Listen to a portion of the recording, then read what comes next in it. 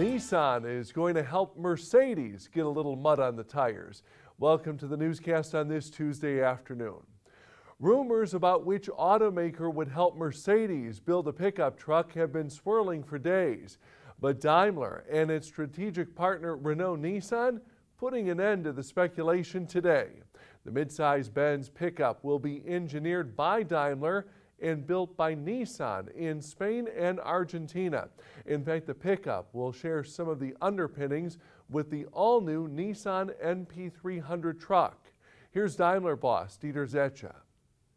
Thanks to our cooperation, we can get into this market very quickly. Our partner has a high level of expertise and many years of experience with pickups. The pickup will feature a double cab and be targeted both at personal use and commercial customers in overseas markets. Mercedes will decide by the end of this year whether to sell the pickup here in the States.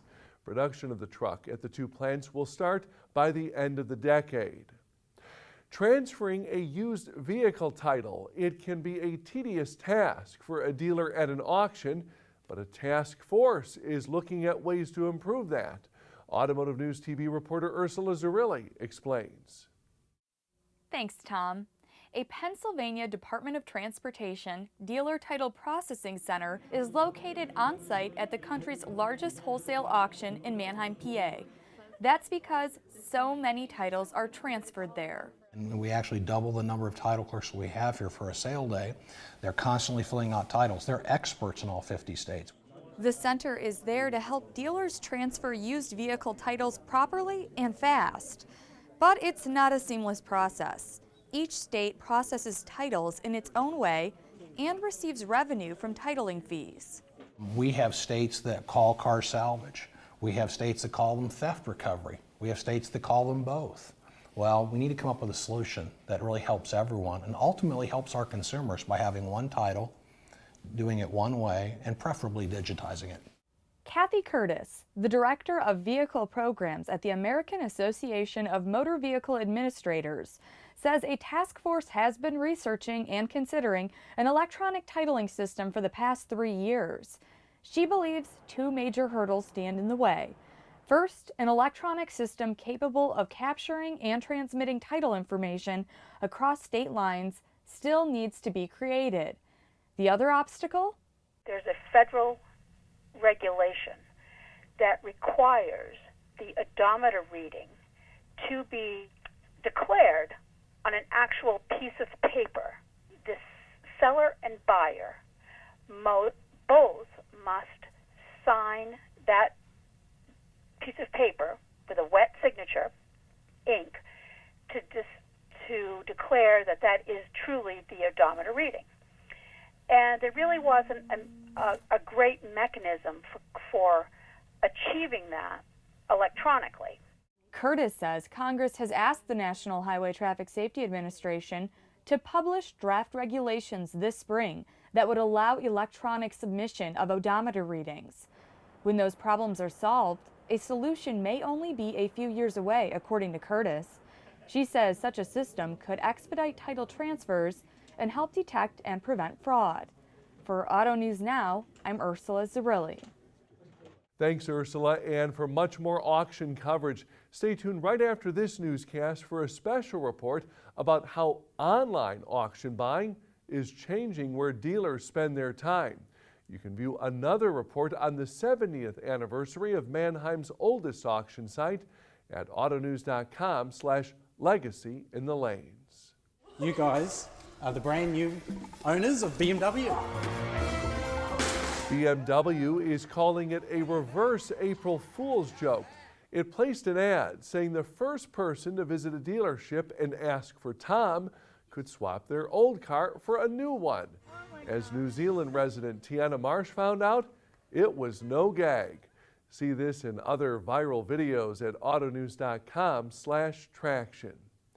Speaking of jokes, while we were busy covering auto sales and the New York Auto Show on Wednesday, some folks were busy pulling a fast one.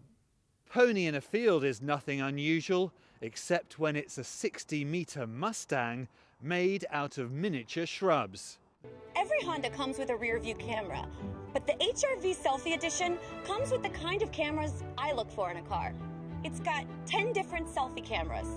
If Model S detects an imminent ticket, it will deploy countermeasures to deter the ticket writer. The windshield wipers and washers will be activated. This BMW mouthguard redefines the concept of an elegant grille. Some mouthguards can actually restrict the intake of oxygen. Our engineers and designers worked alongside orthodontists and sports physicians to develop a solution. But wait, there's more. From Audi Japan, an A8 with a built-in rice cooker? And from Nissan, the gym mode button. It helps you lose weight by disabling power steering and other features. Finally, the Model W smartwatch here. Well, some say news about it actually boosted Tesla stock. With that, Big Ben says our time is up for today. Don't forget, Ursula's piece on online auctions comes your way right now.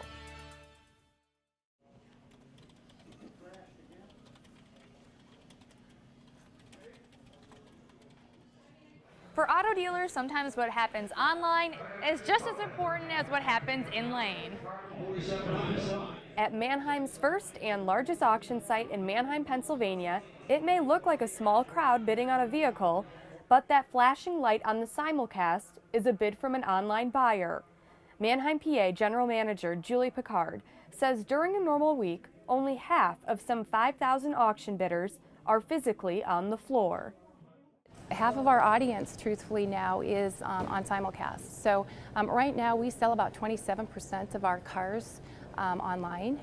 Her colleague, Manheim's Market VP, Tim Van Dam, says that's how someone from across the globe can bid on the same item as a dealer on site in Manheim, PA. You'll see some dealers actually watch the simulcast screen and they won't bid until they see someone else bid on simulcast. Even if the buyer is in lane, Van Dam says many still bid via smartphone by downloading the company's mobile app that allows shoppers to scan the VIN number off the vehicle and generate a Manheim market report value automatically. Manheim's competitors, ADESA and independent auctions, offer similar smartphone apps too. For dealers, it's a matter of preference, but some say online auction shopping is more efficient. Rick Risser runs the used car department at Click Lewis Chevy and Buick in Palmyra, Pennsylvania. A few years ago, Risser said the auction was a daily trip. Now Risser's only there twice a week because he buys as many and maybe even more cars online than he buys in lane. I don't have to go to auctions as much as I used to. So it's nice I can be at the dealership and help out there too with the appraisals of the cars and things of that. Risser has been purchasing used auction cars online for years, but he admits that it took him a while to adjust to the digital world. Now I'm used to it. As long as I can get a good description of it, we feel pretty comfortable. However, some buyers never warm up to the idea of purchasing an auction vehicle online. Alan Hillel, a wholesaler from New Jersey, is in that camp. I like the touch, I like the feel, and I like to be out and I like to network. I think networking is a huge part in the wholesale industry. But the internet has altered routines for in-lane shoppers too. Manheim, PA has watched its digital computer lab grow thanks to so many dealers expressing a need to do online research before the lane sales. And a National Automobile Dealers Association report issued in late 2014 finds that dealer pricing decisions have improved thanks to advances in technology and more exposure to market data.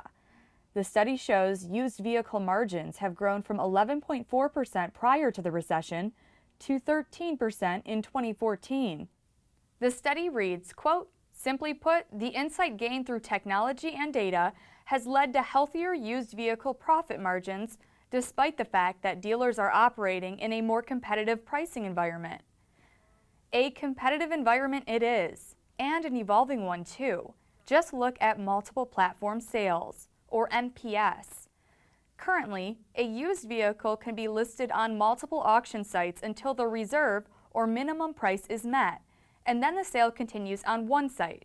However, ADESA, Manheim, and other auctions were working together to develop a platform that would allow rival auctions to list units and buyers to bid against each other across competing online platforms. In late February, Automotive News reporter Arlena Sawyers wrote that after investing 2 years and millions of dollars, ADESA bowed out of the project, citing antitrust and cost concerns. Days later, ServNet Auction Group announced it too would not participate in multiple platform sales. President Patty Stanley adding that the current structure would erode competition. Meantime, Manheim says it will press ahead on the project and others. I think we'll see incredible stuff at Manheim. I think we'll see, as crazy as this, holographic images. So you can sit at your dealership and you can beam into that lane and actually be there and not be there at the same time. Thanks for watching. I'm Ursula Zarilli.